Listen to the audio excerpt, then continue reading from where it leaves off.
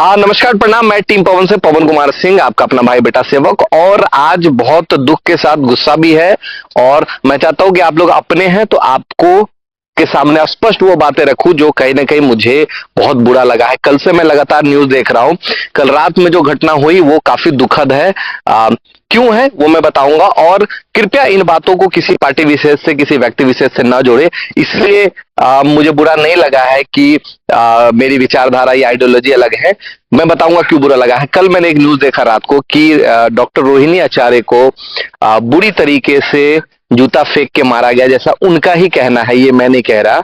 और ये सारी घटनाएं हुई, उसका पूरा कारण क्या है? जब कभी भी आप अभी के समय में अगर जो भी एनडीए की जीत हुई या महागठबंधन की हार हुई या इलेक्शन का जो भी रिजल्ट हुआ, समीक्षा तो करनी चाहिए, बिल्कुल करनी चाहिए। समीक्षा की बात है, जीतने वाले ने भी समीक्षा की है कि उनको इतनी सीटें कैसे आई हैं। संजय यादव लगातार कह रहे थे कि आप किन को बुलाएंगे, किन क्रिकेटर को बुलाएंगे, किन फिल्मी सितारों को बुलाएंगे, और शपथ समारोह में आप इन्विटेशन देंगे कि नहीं देंगे। तो लोग तो पूछेगा ना भाई कि शपथ समारोह कहाँ हो रहा है, कौन से धरती पे, ग्रह पे या कौन से प्लेनेट पे हो रहा है, जहां पे किनको बुलाना है किनको नहीं बुलाना। तो ये जो ओवर कॉन्फिडेंस में उन्होंने तेज प्रताप को अलग किया जिसके कारण महुआ हार गया, उन्होंने डॉक्टर रोहिणी आचार्य को अलग किया जिसका ये परिणाम हुआ, और 25 सीटें पे सबसे बुरा प्रदर्शन, वो भी अपने करियर के पीक पे। अगर किसी पार्टी का ये हाल हो जाता है तो समीक्षा की बात है। अगर उन्होंने ये पूछा ही उन दो लोगों से, संजय यादव से और एक रिजवी है, रिजवान है, मुझे नहीं पता, तो डॉक्टर रोहिणी आचार्य ने कोई गलत नहीं किया। और रही बात जिम्मेवारी की, तो परिवार का सबसे जिम्मेवार मैं उनको मानता हूं। मैंने खुद लोकसभा के दौरान उनसे कई बातचीत की थी, और मुझे पूरा, मैं लगभग 1.5-2 घंटे लोकसभा इलेक्शन के दौरान मेरी बातचीत हुई थी। एक इंटरेक्शन सेशन में मैं और वो एक्सक्लूसिव थे, मुझे करीब से जानने का मौका मिला। और ये कहीं दो मत नहीं, मैं खुले दिल से कहूंगा कि सारण में जितनी मेहनत उन्होंने की, और पहली बार 40 साल के करियर में राजीव प्रताप रूडी को कोई अगर नेक टू नेक टक्कर दिया है तो वो डॉक्टर रोहिणी आचार्य है। और महज 7,000 वोट से लोकसभा का इलेक्शन ऊपर नीचे हुआ था। तो मैंने करीब से देखा है कि जो एक बेस है, पहली बार में अगर इतने पीक पर लोगों ने डॉक्टर रोहिणी आचार्य को वोट किया है तो ये उनकी व्यक्तिगत उपलब्धि भी थी।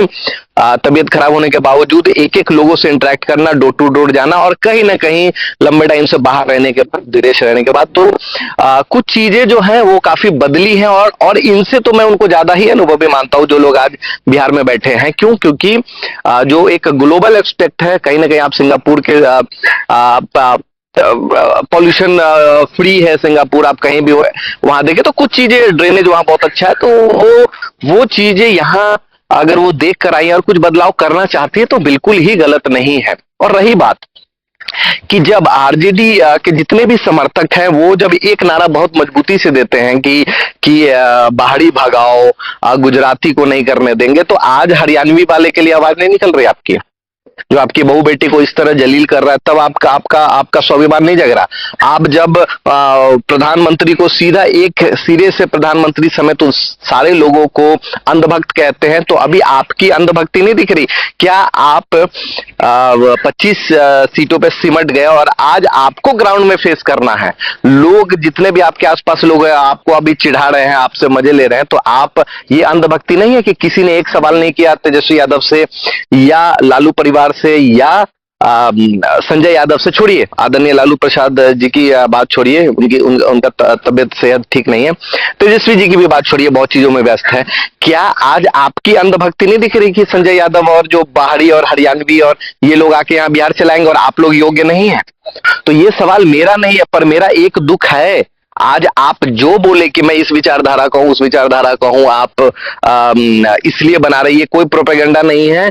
मैं, किसी ने मुझे कुछ नहीं कहा कहने को, ये मेरा व्यक्तिगत है। क्योंकि लोकसभा के दौरान मैंने बहुत करीब से, मुझे डॉक्टर रोहिणी आचार्य को जानने का मौका मिला था। मैं एक्सक्लूसिव 2 घंटे बैठा था, और जो भी बातचीत हुई थी, मुझे इतना तो पता था कि ये जो सोच लेके आई है वो कहीं ना कहीं, भले लोग उसको जो भी बोले, पर मुझे लगता है कि वो डेवलपमेंट का सोच था, महिलाओं के लिए सशक्तिकरण करने का सोच था, एजुकेशन पे पे वो करने का था। ठीक है, लोगों ने उस दौरान उनको कई चीजें जो बोल्ड है, आप पॉलिटिक्स में है, आपको बोल्ड स्टेटमेंट देना आपकी मजबूरी है, आपके अपने विपक्ष पे कटाक्ष करना आपकी आपकी मजबूरी है।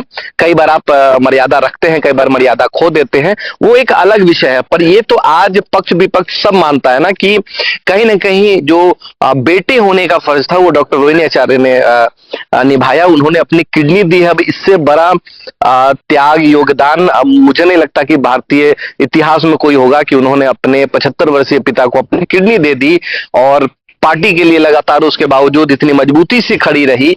और आज परिवार का हिस्सा होने के बावजूद, एक बेटे को भी अलग कर दिया गया तेज प्रताप यादव को, आज परिवार का हिस्सा होने के बावजूद अगर उन्होंने संजय यादव से ये पूछ ही लिया कि कहां है भाई वो शपथ समारोह, सीएम का शपथ समारोह, तो क्या गलत हो गया? आप उनको राज्यसभा भेज दे रहे हैं, आपके पास और लोग नहीं है राज्यसभा भेजने का। तो जब बाहरी हटाओ का नारा लगना है कि अगर कोई गुजराती बिहार नहीं चलाएगा तो कोई हरियाणवी भी बिहार नहीं चलाएगा, बिहार के लोग सक्षम है बिहार चलाने के लिए। जब बात अंधभक्ति और उनकी होगी तो अंधभक्ति, फिर ये भी बात होगी कि अंधभक्ति संजय यादव की भी नहीं होगी। तो और मैं तो हमेशा से जानता हूं कि जितने भी समर्थक हैं खासकर आरजेडी के, वो शुरू से मजबूत रहे हैं और सशक्त रहे हैं, वो कहीं नहीं दबते। जब प्रधानमंत्री को बोलने में नहीं दबते हैं तो क्या आप एक बाहरी को सवाल उठाने में डर रहे? और आपको बोलना चाहिए, बिल्कुल बोलना चाहिए। आप लोगों ने ग्राउंड पे वोट दिया, वो हरियाणा से तो लोग नहीं आए ना वोट देने।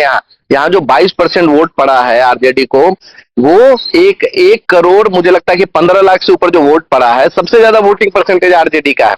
ये भी आप जान ले कि भाजपा को 20% के आसपास है, जदयू को 18 है और 22 पॉइंट समथिंग परसेंट है, यानी 1 करोड़ 15 लाख से ऊपर वोट महज 25 सीट में पड़ा है आरजेडी को। ये आप डाटा चेक कर ले। उसके बावजूद आप 25 सीट पे सिमट गए, आप हार गए। तो ये किसकी कमी है?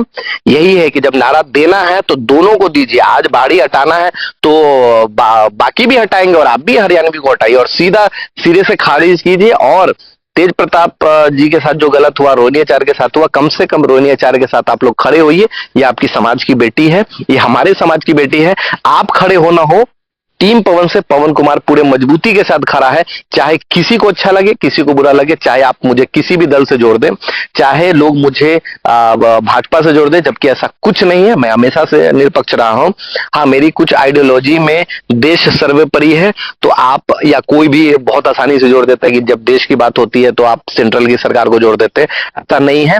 पर मैं व्यक्तिगत तौर पे डॉक्टर रोहिणी आचार्य के साथ खड़ा हूं, चाहे इसमें किसी की भी नाराजगी हो, चाहे आप इसे अंधभक्ति कहें या आप इसे कुछ भी कहें। पर भी जो हुआ, वो जो घटना हुई है, अगर 2% आपने ऊंची आवाज में बात भी की अगर डॉक्टर रोहिणी आचार्य से, या आपने चप्पल भी उठाया है, तो ये कहीं से शोभा नहीं देता। और ये आपकी भी कमजोरी साबित करती है। आरजेडी के तमाम लोग जो है वो काफी सशक्त है, मजबूत है, अपनी बातों को मजबूती से रखते हैं और यही उनकी खासियत है और यही हम लोगों को पसंद आता है कि अगर उन्हें कोई नहीं पसंद है तो खुलेआम कहते हैं कि आप ये गलत कर रहे हैं, या गुजराती को हटाओ, बंगाली को हटाओ, या आप अंधभक्ति हटाओ। और आज मुझे उम्मीद है कि आप लोग भी खड़े होंगे मेरे साथ। कल हमारे आपके संयुक्त योगदान से बिहार आगे बढ़ेगा।